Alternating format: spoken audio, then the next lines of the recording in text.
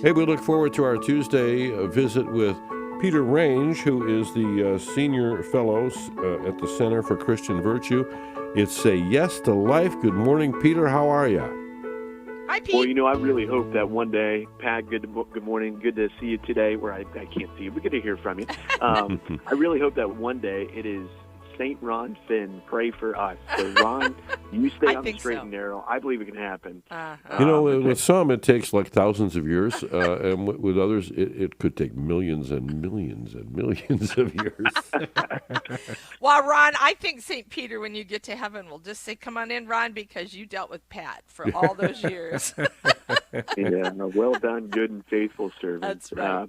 Well, guys, a couple stories that I'm following today, and I want to get to voting because today is Election Day. That's right. It's primary day in the state of Ohio, so got to go out and vote. So we're going to circle back to that, but just real quick, following the pro-life news across the nation, on Saturday, huge news out of the Fifth Circuit Court there in Federal Fifth Circuit Court in Louisiana, as they blocked the abortion pill nationwide from being shipped around the country.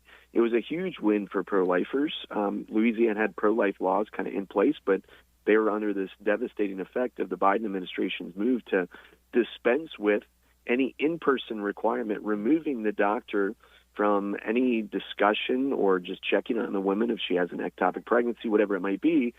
And so they were being flooded with abortion pills and said, this isn't right. So they actually sued. And the Fifth Circuit Court agreed with them and said, you know what, these abortion pills shouldn't be shipped across state lines.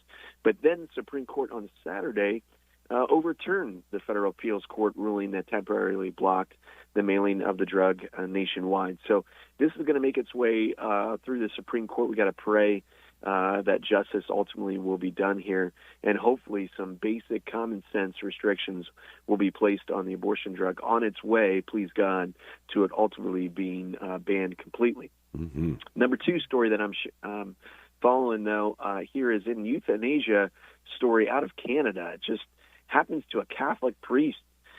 He was seeking treatment for a hip injury throughout his hip, close to my heart because my mom, same thing happened to her recently as well. But medical workers twice offered him the option of assisted suicide, despite knowing that he was obviously religious, a priest, and morally opposed to the practice. It was Father Larry Holland, 79, fractured his hip after falling in his bathroom on Christmas Day back in 2025. Subsequently went to Vancouver General Hospital to seek treatment for the injury, and it was there that he was offered the MAID, or Medical Assistance in Dying program, as his injury worsened over the months. But, the fact that we're offering people this false mercy for their suffering, look, you can just, end your life. Gosh, it's really, really scary, especially we're offering that to people that we know don't believe in this, at all, like Catholic priests. So a lot of things for life that we have to fight.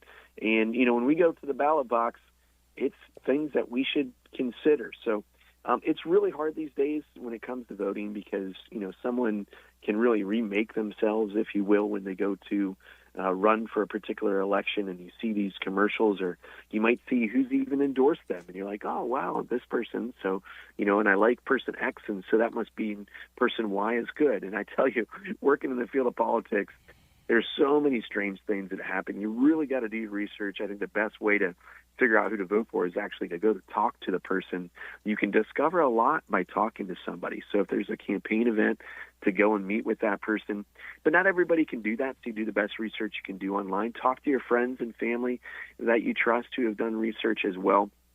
But there's three principles we think about when it comes to voting, and that's our Catholic social teaching. It's kind of what our Catholic social teaching rests on. The first principle is human dignity.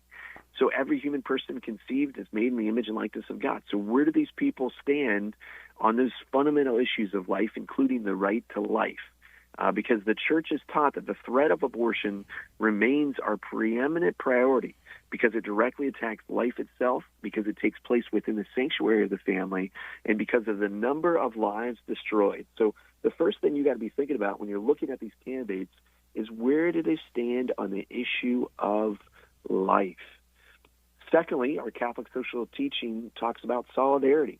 The fact that we have a common Father and we're one human family. We have a responsibility to care for one another. And then lastly, subsidiarity, the belief that problems are best handled at the level in which they arise. Subsidiarity then insists on limits to the state's interventions in the affairs of things like the family, for example. So, again, going back to that issue of life, St. John Paul II taught in the Gospel of Life that it is impossible to further the common good without acknowledging and defending the right to life, upon which all the other inalienable rights of individuals are founded and from which they develop.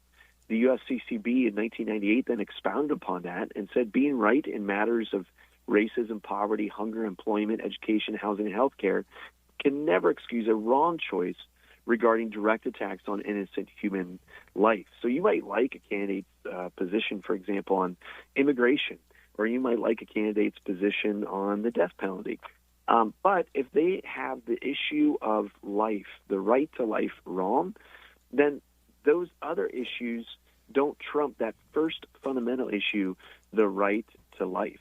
One other issue I think is neglected as well, but it's really kind of key to our understanding of creating a healthy and moral society, is the issue of the family, and where these candidates stand on the issue of marriage, because family is the primary and fundamental cell of society. St. John Paul II again said that the future of humanity passes by the way of the family. So the United States Conference of Catholic Bishops, again, in their Faithful Citizenship handout, taught that protecting the fundamental understanding of marriage as the lifelong and faithful union of one man and one woman as the central institution of society is key. So to promote the complementary of the sexes and reject false gender ideologies, provide better support for family life morally, socially, and economically, so that our nation helps parents raise their children with respect for life, sound moral values, and an ethic of stewardship and responsibility. So life, family, those are key when you go to the voting booth. Find out where your candidates stand, and then go vote today. It's your duty and responsibility as a good Catholic citizen. And that's why primaries are so important. Yeah. Thank you, Peter. Thanks, Pete. Have a good day. That's right. God bless everybody. Take care. And St. Ron Finn, one day, please keep working, Ron. Blessings, my son.